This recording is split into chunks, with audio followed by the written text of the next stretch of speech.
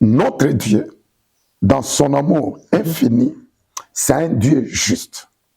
Rappelez-vous, lorsqu'il a marché avec Israël vers la terre promise, à l'entrée de Canaan, Dieu appelle Josué et lui dit, choisis aujourd'hui la vie et la mort. Mais moi, je te conseille de choisir la vie afin que tu vives. C'est-à-dire l'évangile est là. Pour quiconque reçoit l'évangile, comme c'est dit dans Jean 3, 16, que car Dieu a tant aimé le monde qu'il a donné son Fils afin que quiconque croit en lui ne périsse point, mais qu'il ait la vie éternelle. Déjà dans ces versets, nous trouvons qu'il y a la présence des deux lieux.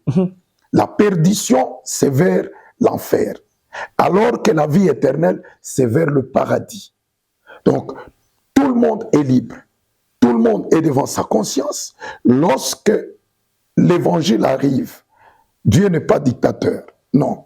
Il nous donne le libre choix de faire notre volonté par rapport à là où nous voulons partir. Aujourd'hui, dans le monde, il y a 3 catégories de gens. Il y a le chrétien convaincu, c'est-à-dire né de nouveau, ayant accepté le Seigneur Jésus-Christ comme étant Seigneur et Sauveur personnel. Ceux-là sont appelés automatiquement fils de Dieu. Et Dieu, voilà. Voilà. Avec quel objectif? Un jour, d'hériter le royaume.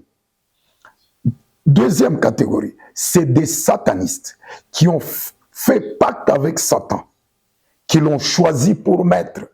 Et ils savent. À cause des biens de ce monde. À cause des biens de ce monde, justement. La gloire terrestre. Voilà. Qui pourtant est passagère. Exactement. Voilà. Quand on choisit Satan, on sait où il nous amène, où il amènera. Et on ne veut pas y aller seul. Non, ça il ne veut pas. Il essaie.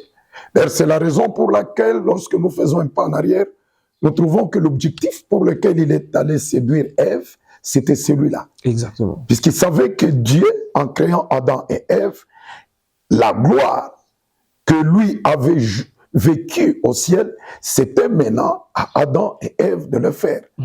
Et pour le détourner du plan de Dieu, automatiquement, il va séduire le pauvre couple.